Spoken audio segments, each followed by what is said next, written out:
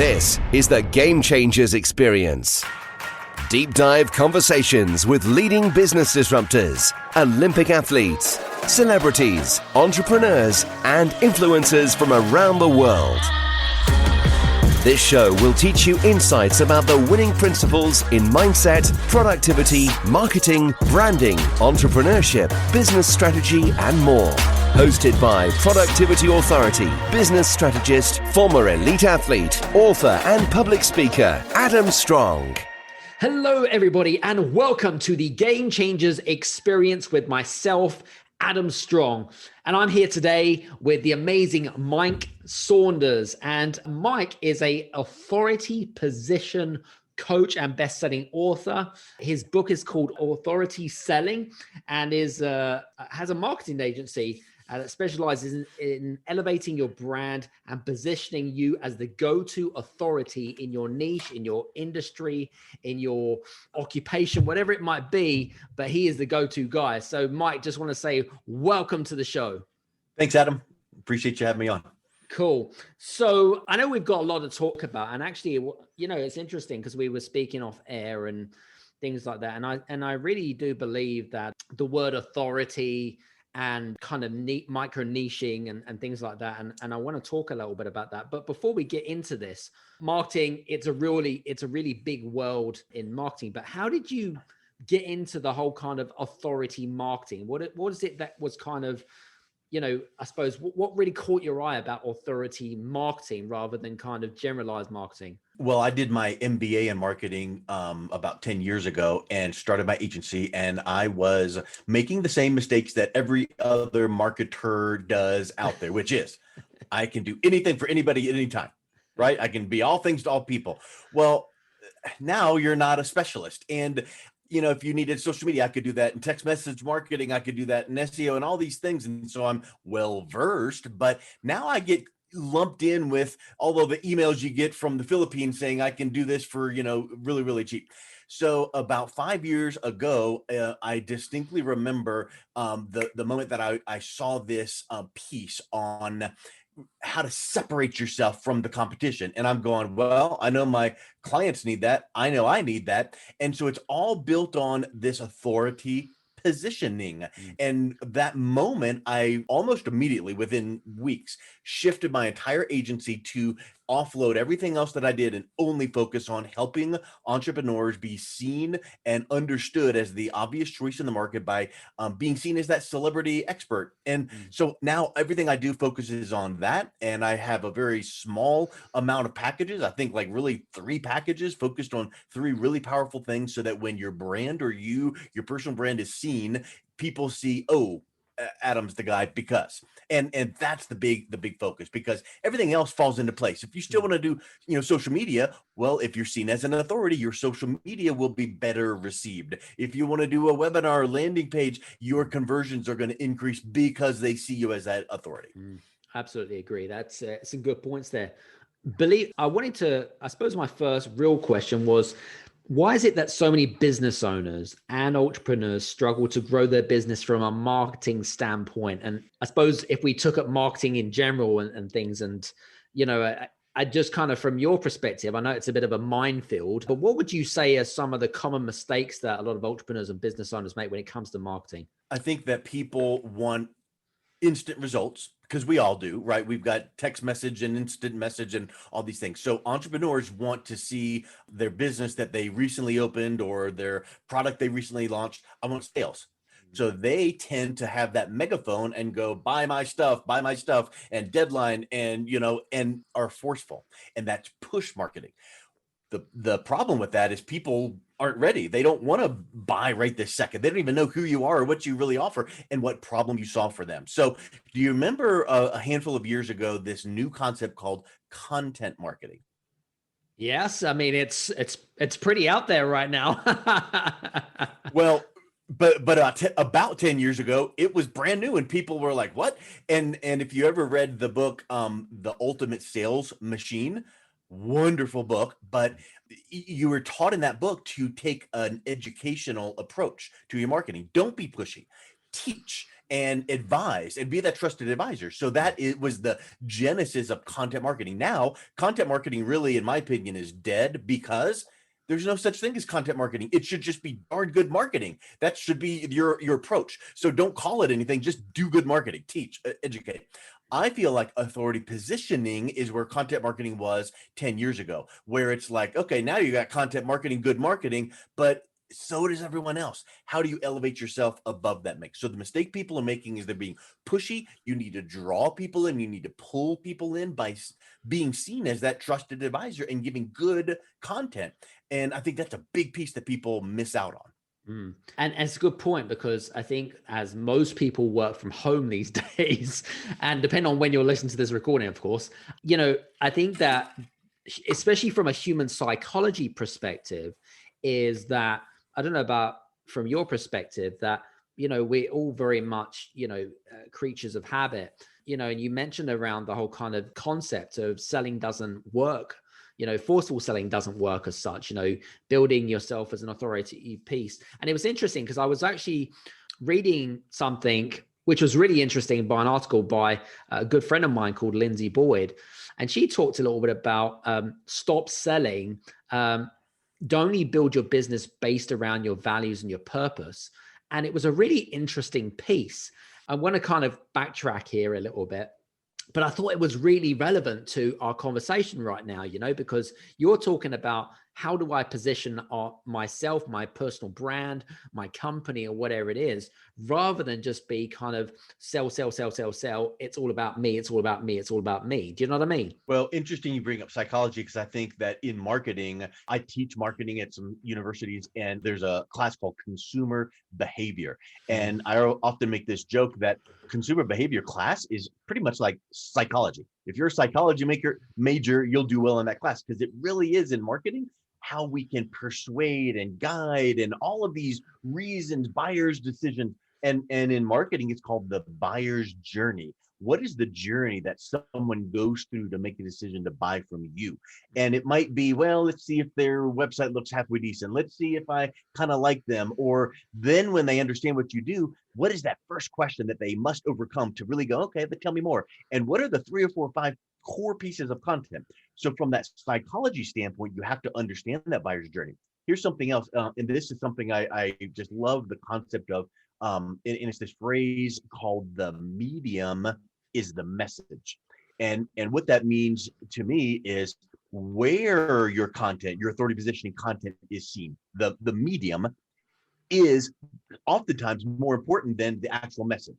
So think of it like this. Adam, have you written a blog post before? Yes. And maybe you even put it up on your WordPress blog. Well, how hard is that, right? If most people know how to go create new post, headline, copy, save, and creating a blog post is not hard, right? How about this? Have you ever done a Facebook Live? Absolutely. Many times people are like, yeah. Or have you ever shot a video? We're on a video right now. Well, the barrier to entry to creating a blog post or doing a Facebook Live or a video or even an audio, like if we just recorded it and put it out on your website, the barrier to entry is super low. And our audience realizes, oh, you just posted up a WordPress blog, whatever. You did a Facebook Live, whatever. But if you took that same blog post and maybe strung a few of those together in this logical sequence to go, oh, the buyer's journey, they must understand this, and then go to here, then to here. What if you did this blog post series, and instead of putting it on your blog post, or in addition to putting your blog post, what if that was published in an Amazon best-selling book? Well, now that perception of someone reading your content is like, oh, blog, oh, book. Or how about the same thing with video content, what you're speaking? You can teach this certain topic, and if it goes up on YouTube, yeah, that's cool, that's fine. But what if it's on your podcast, which is on iTunes, Spotify, Amazon Alexa? Now you're elevated. So I think those are the kind of things from the psychological standpoint, people realize that you're a lot different than that other person that is pushy. You're teaching and you're on these authoritative platforms. Interestingly enough, you talked about content marketing, and I know that a lot of people talk about content marketing and things like that, but is there any real difference between content marketing and educational based marketing? Well, I guess from a academic standpoint, content is anything you put out. Content can be an image or a graphic or whatever. So sure, I like to explain it like this. What are the top 10 frequently asked questions you get about your business? Right. So if an entrepreneur is listening to this, or you, Adam, you could probably sit down and go, okay, I'm going to write down, here's question number 1 is, and here's 10 frequently asked questions. Cool.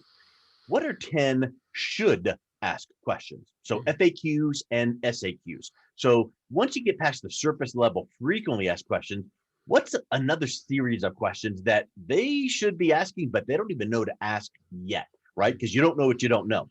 So about your business, if you can dive in deeper and have this list of frequently asked questions, but then the should ask questions, now you've got the framework for building out some deep educational content. Because if you then did a checklist of 10 frequently asked questions, the 10 should ask, and put them on your website, no, you don't want to do that.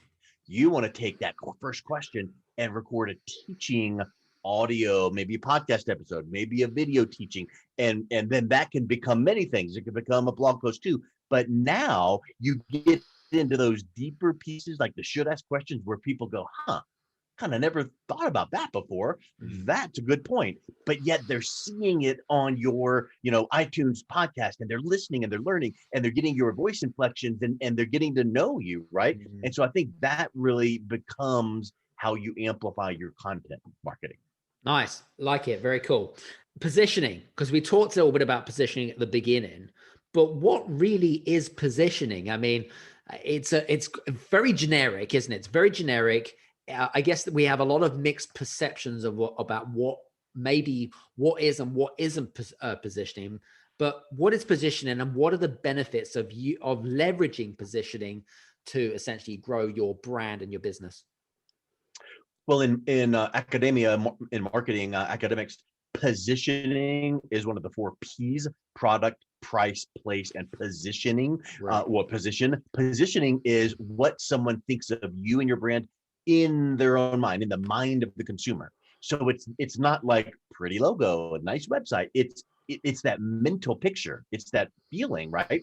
So when you're thinking of authority positioning or marketing positioning, you have to get in the mind of that consumer, and what stories do they tell themselves about the problems they have, so that then the story about your brand and the solutions you provide is a perfect match. So think about that from the positioning standpoint. Well, whatever business you're in, attorney, chiropractor, doesn't matter, you've got competitors. So now how do you rise above the rest? Now you have to be seen as that expert authority with that authority positioning, because you got to do the teaching, the content, but from an authoritative standpoint, right? Hey, I just shot a video today, how to get your content featured on TED.com. Hey, I bet you that's a lot more authoritative than throwing it up on your WordPress blog post. So I think from that positioning standpoint, that's huge. Another thing from a digital Google positioning standpoint, well, SEO with keywords, that's an expensive long-term proposition. But do you know that when people speak about you,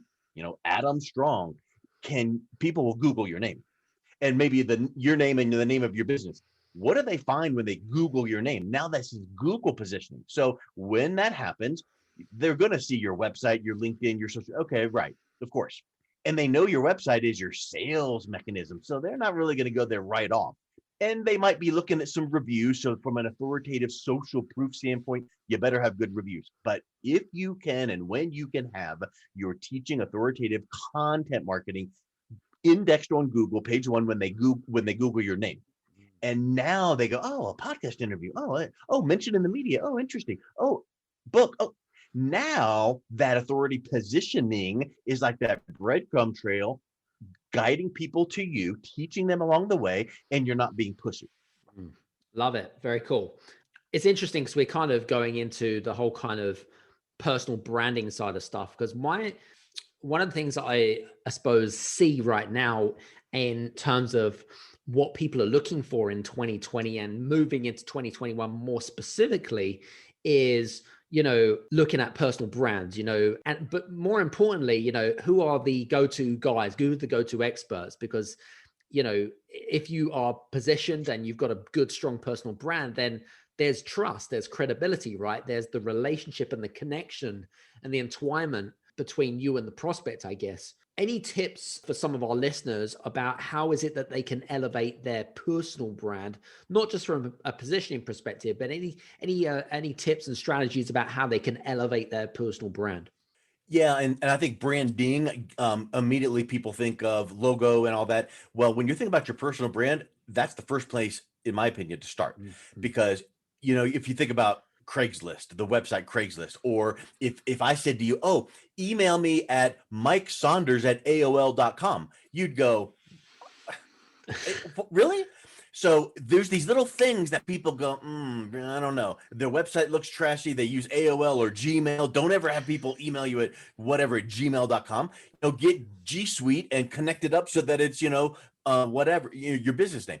So I would say you start at the surface things that people see from the outside looking in, and your foundation has to be there. You have to be credible and teach and all those things we mentioned. But I would get an appointment with a photographer, and I would get a nice photo shoot going, get some nice headshots, full body shots, get your logo spruced up, get your website spruced up, so that when you do go out there and you teach, hey, look at this authoritative content, and they go to your website and they're like, oh, so it's gotta match. They've got to go to your website and see, ooh, okay, that's pretty cool. And oh, that thing they mentioned and taught on, that's pretty, and it's a nice synergy. Yeah. One of the questions that came to my mind just as you were coming on was about people's perceptions. What is your advice about creating the right first impressions? What is it that people need to do? And you mentioned about Google, are you Googleability? Do you have Googleability? You mentioned about a few tips and strategies, but from a first impressions perspective, in the prospect's mind, how important is it? And what do people need to do in order to create the best impression that they can possibly do? Well, the best impression, the connotation is that leads to a sale. Well, the big thing is don't try to make the sale, right? That first discovery call, let's call it. I oftentimes will say, hey, Adam, thanks for joining me today. Let me just tell you something. I've got no agenda. I'm not going to ask you for your credit card. I'm not going to push you on anything. I'm just going to kind of get to know you. And I'm just going to see what you need and what you're doing out there. See if I can give you some tips and advice. And I'll mention some of the things that I do. And if there's a fit, great. Let's have a follow-up conversation. And I think when I do that, people go, okay, cool.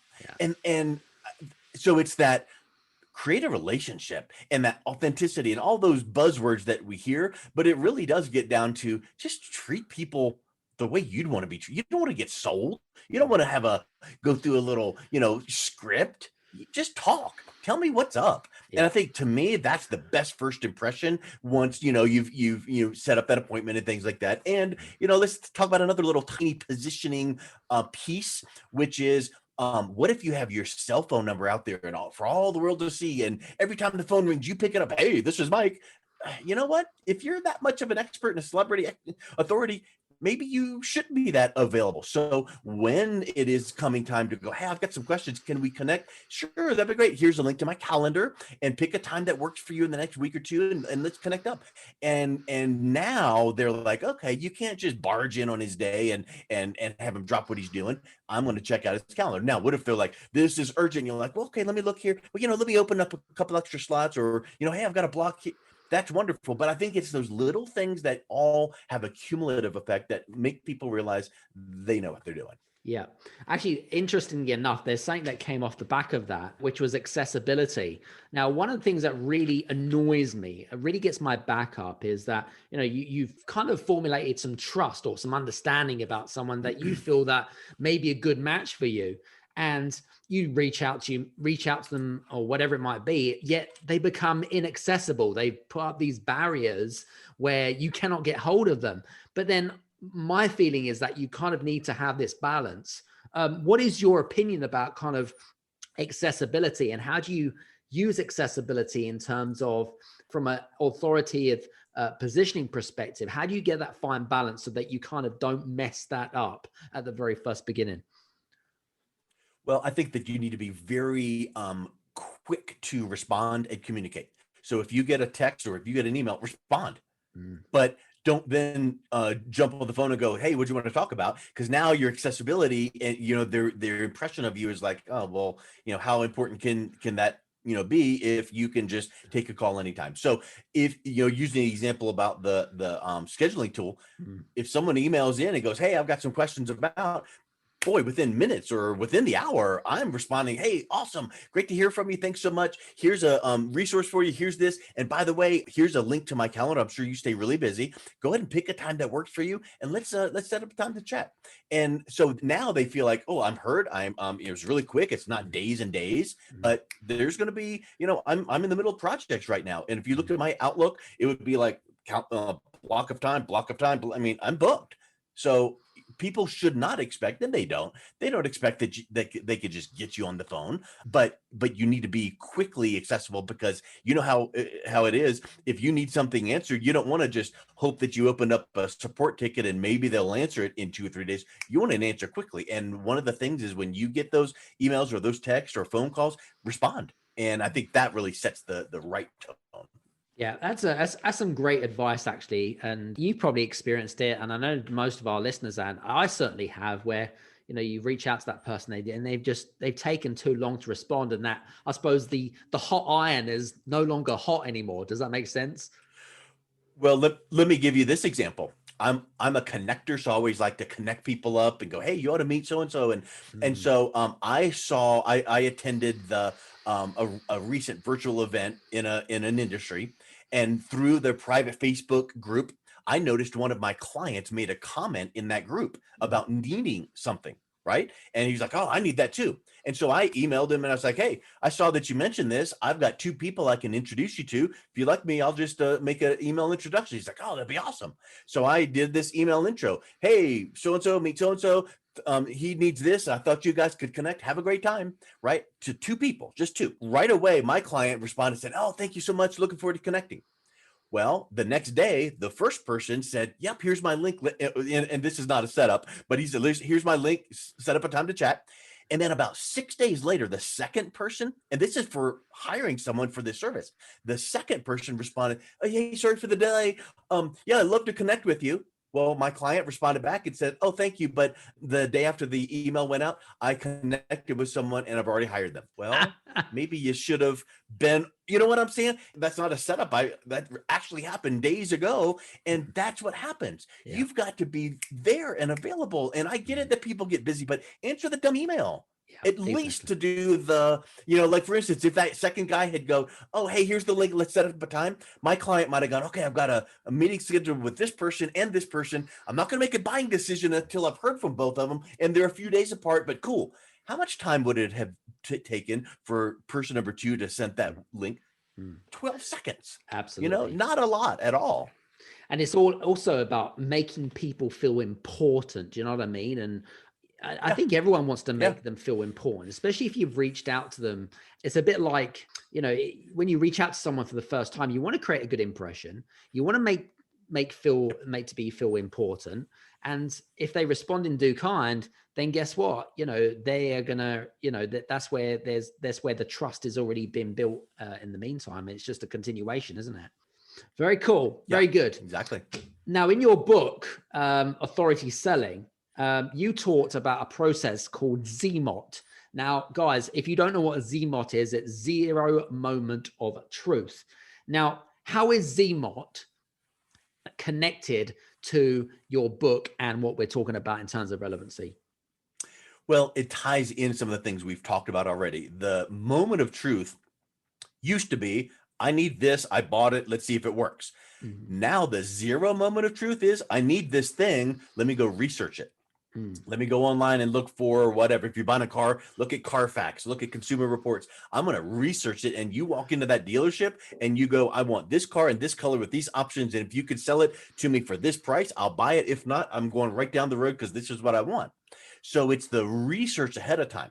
So any industry that you're in, people are doing that already. Well, the ZMOT, you need to be prepared for the ZMOT so that now your content marketing is aligning because people are doing this. And it needs to be content marketing on authoritative platform. Everything we've just mentioned, the Google positioning needs to be there. And we might not get that email or that phone call if we've not done ZMOT the right way. right? If it's just sparse, like there's someone that I recently was working with this client, and I looked them up online, Googled their name, and I was like, "Where's your website?" I can't even find it putting your name in there. So, I mean, you need to have content out there when they put your name in. Oh, website, LinkedIn, review, all of that. So ZMOT is really, really important. And it's a thing. Now, you mentioned the book. It's a book. Just Google ZMOT, and a next Google employee wrote the book. You can get it as a PDF download. It's a quick read. It's got a lot of statistics. It's really a great, great book, but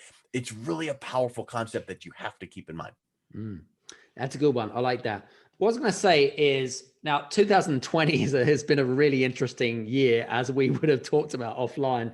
Now, my belief is that a lot of listeners, a lot of entrepreneurs and business owners, they're getting kind of sidetracked. I feel that, because there's a lot of side offers, kind of around, was going to say sales funnels, build your online course because they need to reinvent their business. And I feel that for me, I suppose it's a bit of a distraction, and I'd like to know what you think, and I suppose what impact you think entrepreneurs have, and what is your advice with regards to these side offers, and how I suppose it's different from kind of authority marketing in a way. I don't think it is different at all, and I think that when anytime you go through transitions in the market or your life or your business, or you try to pivot, I think it just gets down to, what am I doing right now? What can I do a little bit better? Right? It's like how Tony Robbins teaches CANI, CANI, constant and never ending improvement. So if I'm doing something right now, can I improve it? Okay, good. I can tweak this, add this.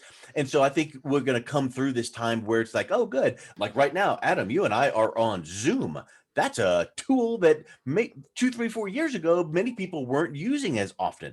We're now talking on live, you and I are talking on this video platform, and in reality, it's so close to being in the same room. We didn't high five, but we're seeing each other real time. So I would say that really at the core of building your business, it really gets down to relationships and building relationships, building and strengthening networks. So, okay, I've got an online course that now I'm going to, good, that's fine.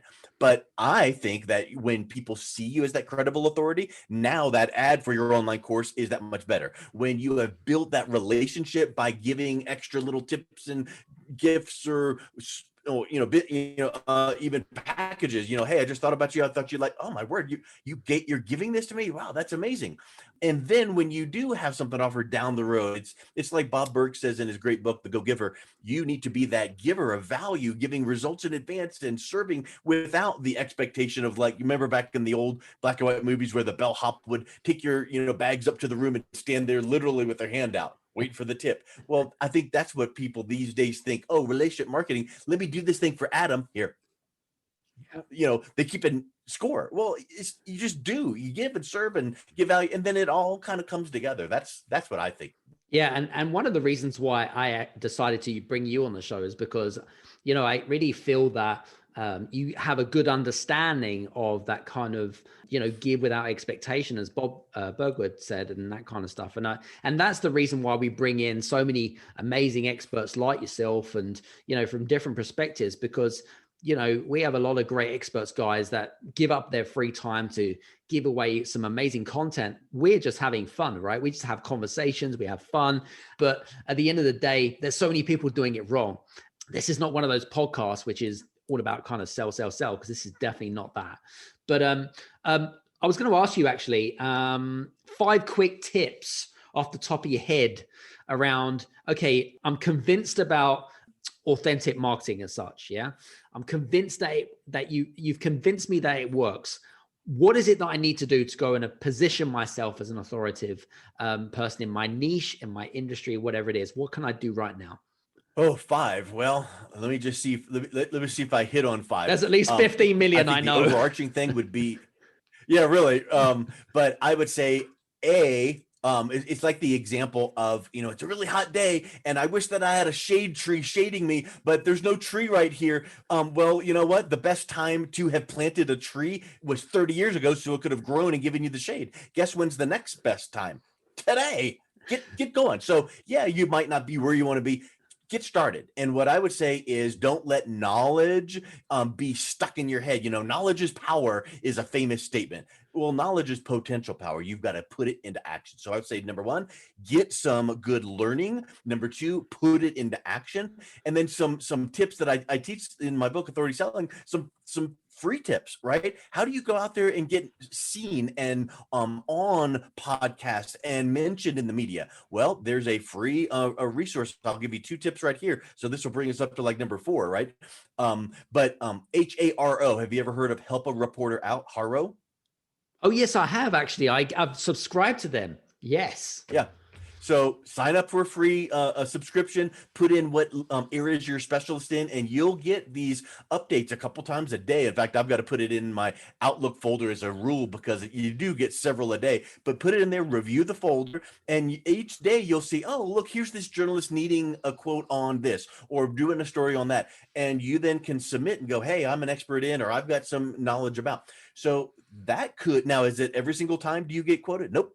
But I've done it before and got picked up. So that's a good tip. RadioGuestList.com is another free service, and you can get picked up and interviewed on radio shows or podcasts. Well, the more you're out there, right? So I would say just get some learning, put it into action.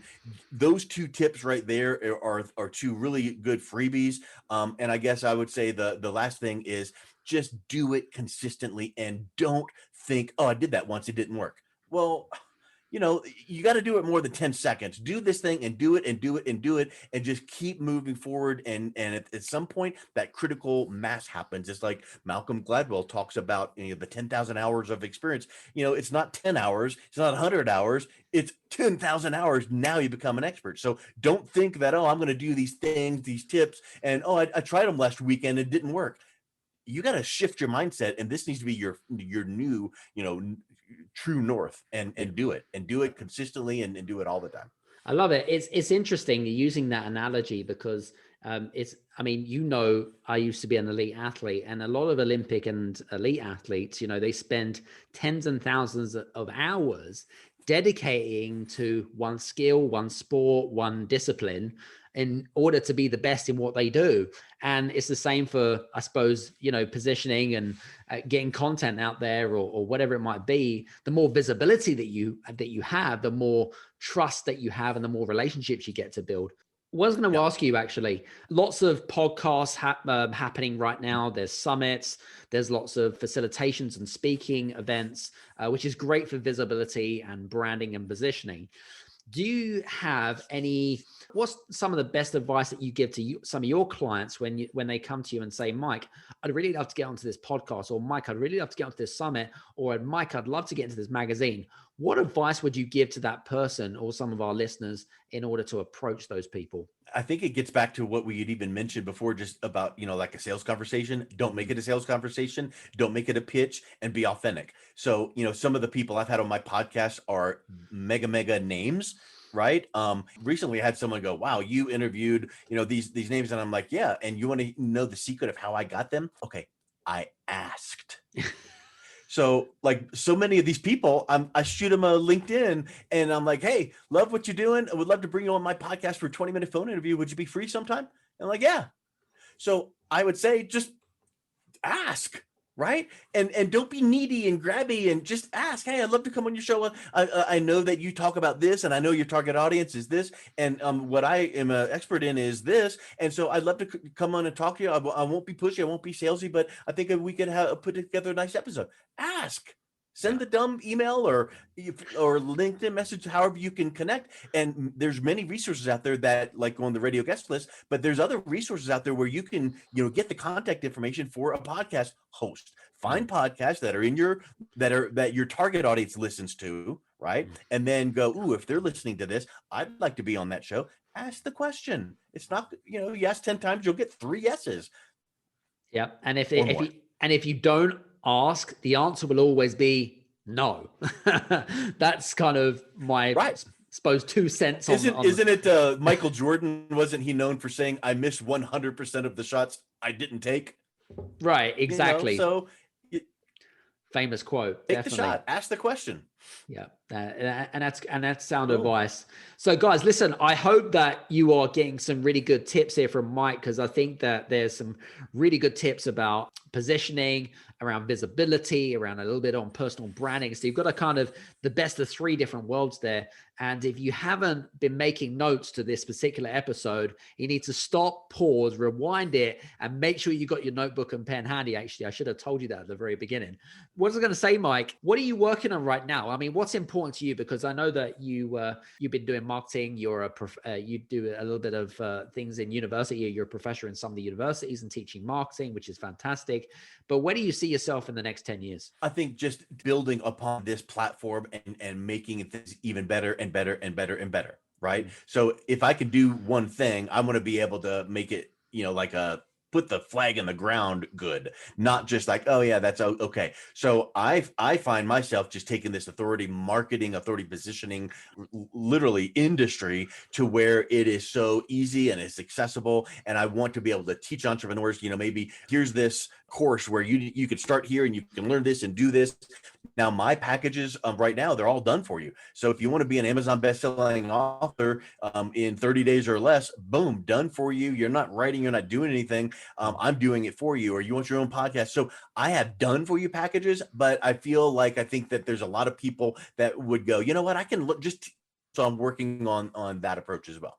Cool. Very good. Just want to say, I hope you guys have been enjoying the show. I certainly have been. I love to make notes when I do these wonderful shows, because like I said, I am a student as well as you guys that are listening in, and we bring in the best of the elite in our industry. So listen, Mike, thank you very much for sharing your time with us. I hope you've enjoyed the show, and it's really good. And by the way, I guess guys, if you want to connect with Mike, by the way, use the links below, okay? And then just mention the Game Changers Experience podcast, because then he'll know where you guys have come from in terms of connection and things like that. So I hope you've enjoyed today's show, and we'll see you up on the next Game Changers Experience. Take care and have a great day. Fantastic. Bye-bye. Hey, you guys, I just want to say thank you so much for listening in to this episode of the Game Changers Experience. I hope that you got some amazing value, some great insights, and golden nuggets that you can implement into your business straight away. I would really, really appreciate it if you could leave a 5-star review on the button below. Have a fantastic day, and we'll see you on the next episode. Take care.